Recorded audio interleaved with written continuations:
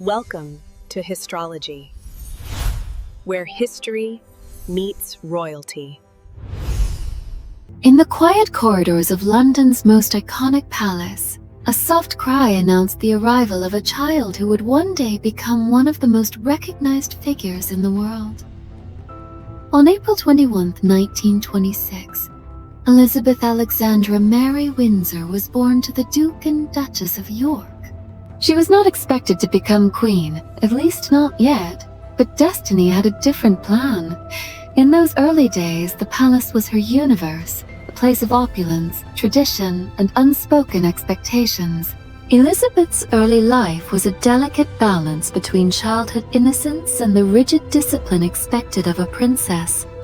Her days were filled with lessons, history, languages, mathematics, music, and the subtle art of etiquette. Every gesture, every smile, and every word was observed by governesses and tutors, ensuring that even at a young age, Elizabeth began to internalize the rules of her future role. She learned quickly that appearances mattered, that the world outside the palace was watching, even if she didn't yet fully understand why.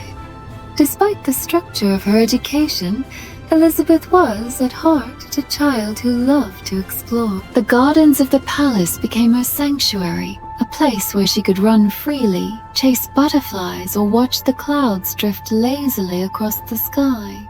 She found joy in simple pleasures, a story read aloud by her mother, a game of hide-and-seek with her sister, Princess Margaret. The bond between the sisters was strong, though Elizabeth often took on a protective role. Margaret, younger by 4 years, relied on Elizabeth not only for companionship, but for guidance in a life that was by necessity governed by protocol and formality. Elizabeth's family life was colored by a mixture of warmth and distance. Her father, the Duke of York, was a man of deep introspection, often struggling with self-doubt.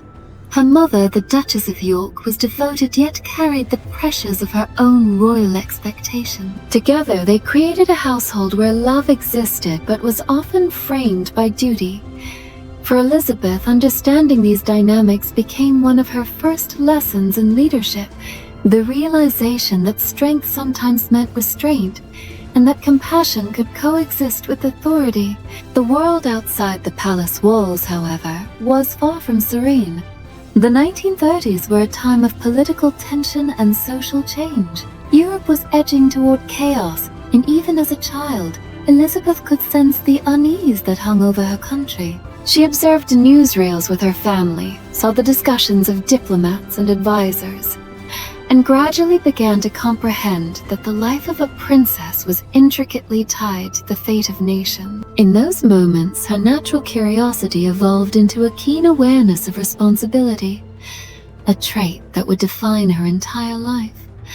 The abdication crisis of 1936 marked a turning point in young Elizabeth's life. When her uncle, King Edward VIII, relinquished the throne to Mary Wallis Simpson, the country was thrown into shock.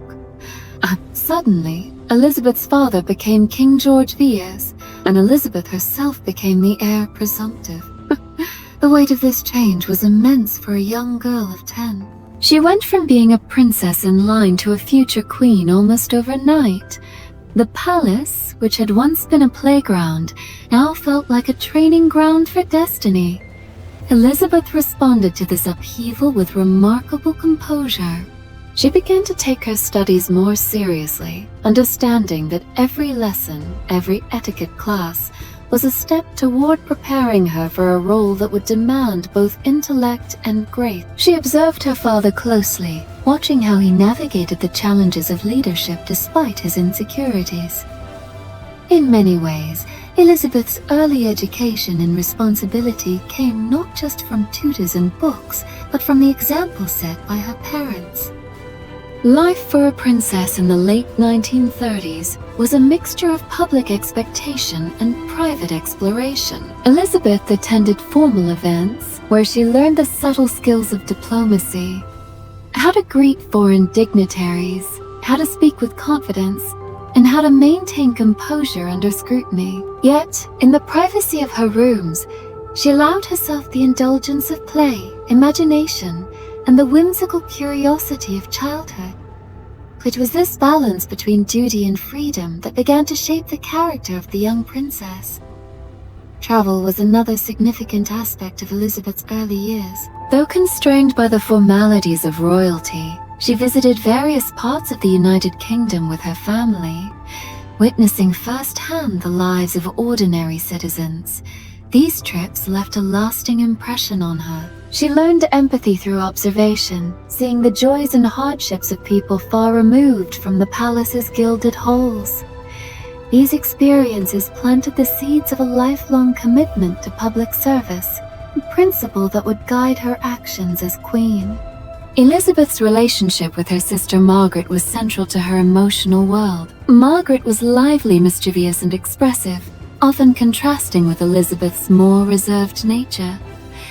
The sisters played together, shared secrets, and learned from one another. Yet, even in these moments of innocence, Elizabeth felt the quiet pull of responsibility. She knew instinctively that her path was different, that the crown's shadow loomed over her in ways that Margaret's lighter existence did not experience. Education for Elizabeth was rigorous. Beyond languages and literature, she studied constitutional history, international affairs, and the workings of the British Empire. Tutors emphasized not only knowledge but judgment, teaching her to weigh decisions carefully and consider their broader implication. By her early teens, Elizabeth had developed a keen intellect, complemented by emotional intelligence, a rare combination that set her apart even among the royal family. The late 1930s also brought Elizabeth into closer contact with the realities of global politics. With the rise of fascism in Europe, the winds of war were unmistakable. Elizabeth, though young, followed news of Hitler's actions, the tensions in Germany, Italy, and Spain, and the responses of Britain's leaders. Conversations around her, though simplified for her age, conveyed urgency and gravity. She began to grasp that her future reign would not exist in a vacuum, but within a world fraught with conflict and change. Despite these pressures, moments of childhood joy remained. Elizabeth loved animals, especially her corgis, who became lifelong companions and symbols of her personal warmth. She delighted in drawing, music, and simple games with her sister. The palace staff, often like a surrogate extended family, nurtured her curiosity and supported her development. These small comforts provided balance against the growing weight of duty, grounding her in the reality that she was still a child, even as her destiny loomed. By 1939, Elizabeth had emerged from childhood with a sense of purpose rare for her age. She was poised, thoughtful, and aware of the responsibilities awaiting her.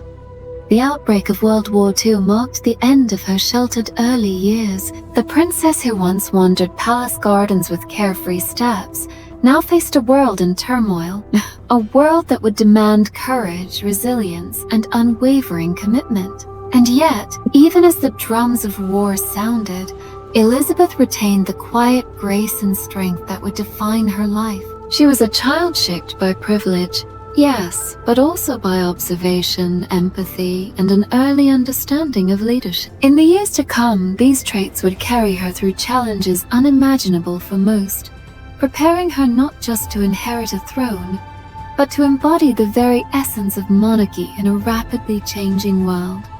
The young princess, once the observer of palace life, was beginning to step into history. Her education, her experiences, and her innate sense of duty were weaving together to form the foundation of a queen.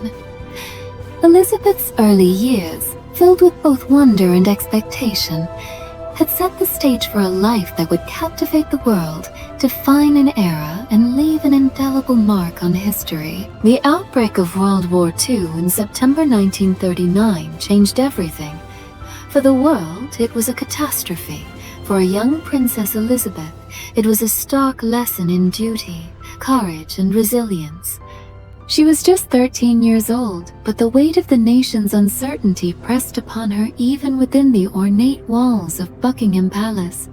Gone were the carefree days of chasing butterflies in the gardens. The world outside was darkened by the threat of bombs, political turmoil, and the terrifying march of war. Elizabeth's education now took on a new urgency.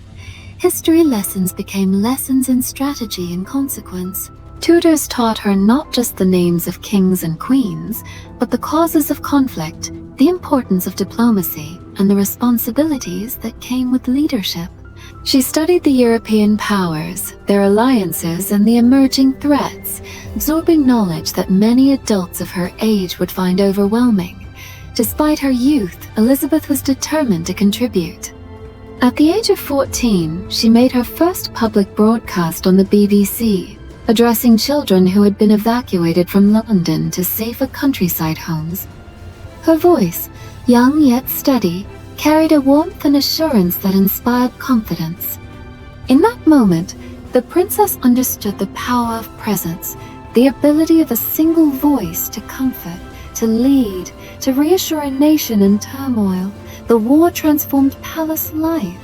Air raid sirens became a regular part of daily routine, and blackouts made the grand city seem like a ghostly place. Elizabeth and her family were sometimes evacuated to Windsor Castle, where life continued under strict discipline. Yet even amidst drills and precautions, moments of humanity persisted. Elizabeth played with other children, learned to ride horses across sprawling grounds, and found solace in her corgis, whose playful antics offered rare laughter in tense times. Elizabeth's parents, particularly her father, King George VI, were under immense pressure. The young princess observed his courage and steadfastness with admiration. She watched him make decisions with care, often consulting advisors late into the night. From him, Elizabeth learned that leadership was not a role of entitlement, but a duty demanding sacrifices, patience, and empathy. She internalized these lessons silently, understanding that one day, she too would bear the weight of a crown during times of crisis. As the war progressed, Elizabeth grew more aware of her own role in serving the nation.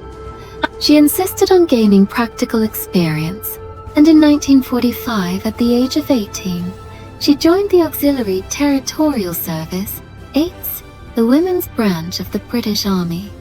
Wearing a uniform for the first time, she trained as a driver and mechanic, mastering skills that were unusual for a young woman of her status.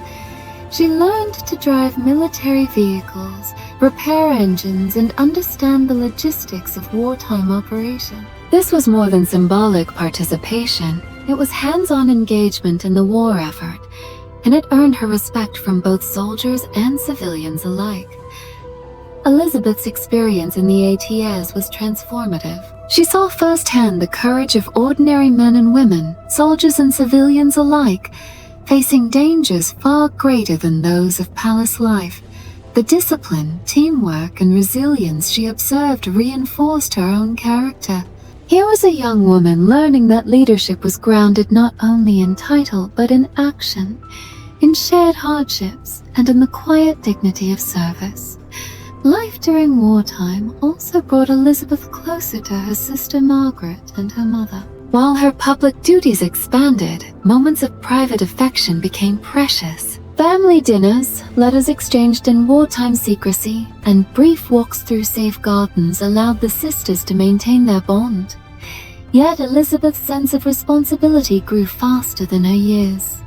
She could not remain merely a child. She was now the heir to a throne in a world engulfed by conflict. Elizabeth also began to understand the global scope of her future role. Air raids on London, the Blitz, and news from the front lines of Europe made the war feel personal. She corresponded with children affected by bombings and war displacement, visited hospitals, and observed military training exercises. These experiences fostered empathy, teaching her that the monarchy was not just ceremonial. It was a bridge between authority and the people, a symbol of resilience in the darkest times. By 1947, Elizabeth had matured far beyond her age. She had witnessed courage, fear, and sacrifice on unprecedented scales. She had learned to speak with authority, to act with decisiveness, and to navigate the delicate balance between public expectation and private emotion. Her training in the NDATs, combined with her wartime experiences, gave her not only practical skills but also a psychological understanding of duty and leadership that would serve her for decades. It was also during these years that Elizabeth met the man who would become her lifelong partner, Prince Philip of Greece and Denmark. Their relationship, formed amidst a world still recovering from war, was grounded in mutual respect, shared values, and a recognition of duty. Philip's modern, sometimes irreverent approach contrasted with Elizabeth's measured, disciplined nature. Yet this dynamic would prove complementary, helping both navigate the pressures of public life. Their engagement in 1947 symbolized hope and continuity for the monarchy in a world scarred by conflict. Elizabeth's personal growth during these formative years was mirrored by the evolution of the monarchy itself.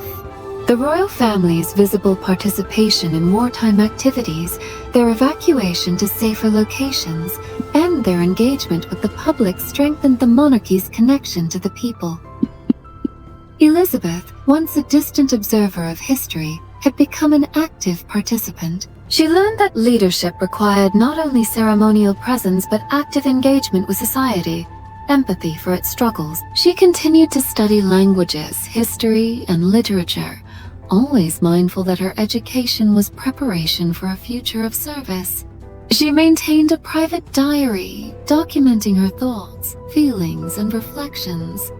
These writings reveal a young woman of extraordinary insight, capable of analyzing complex situations, understanding human motivations, and projecting calm authority even in uncertain circumstances. By the time the war ended in 1945, Elizabeth had transitioned from a sheltered princess to a young woman prepared for leadership. She had faced adversity, engaged directly with her country's needs, and developed the skills and character necessary for a future queen. Her experiences during the war were not merely formative, they were transformative, shaping a sense of duty, resilience, and empathy that would define her reign. The post-war years saw Elizabeth balancing public duties with personal growth.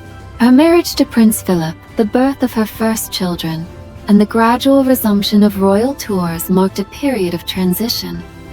She carried forward the lessons learned during the war: discipline, courage, empathy, into a new era. She understood that monarchy was not only a symbol but a living institution, requiring careful stewardship, adaptability, and an unwavering commitment to service. Elizabeth's early adulthood, forged in the crucible of global conflict, had prepared her for challenges far beyond her years. She had seen the consequences of indecision, the heroism of ordinary people, and the importance of unity in adversity. Her experiences in the ATS, her interactions with soldiers and civilians, and her exposure to the realities of wartime leadership instilled in her a profound sense of responsibility. She was no longer merely a princess. She was an heir, a leader in training, and a young woman destined to guide a nation through the complexities of the modern world.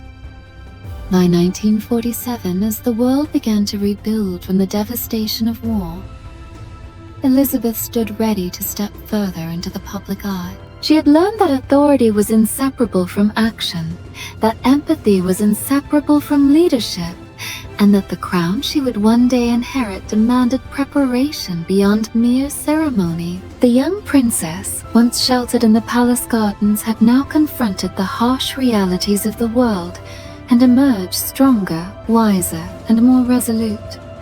The post-war years were a period of both relief and anticipation. Europe was slowly emerging from the shadows of conflict, cities were rebuilding, and families were resuming lives disrupted by years of uncertainty. For Princess Elizabeth, however, the end of World War II did not mean a return to carefree youth. Her life, already shaped by the pressures of duty and the trials of war, was entering a new phase, one marked by personal milestones, public responsibility, and the looming inevitability of a throne. In 1947, at the age of 21, Elizabeth's life took a decisive turn. Her engagement to Prince Philip of Greece and Denmark was announced, marking not just a personal union, but a symbol of hope for a nation seeking stability and continuity. Philip was a man of vigor, intelligence, and charm, whose life experiences had been equally shaped by exile, war, and education across Europe.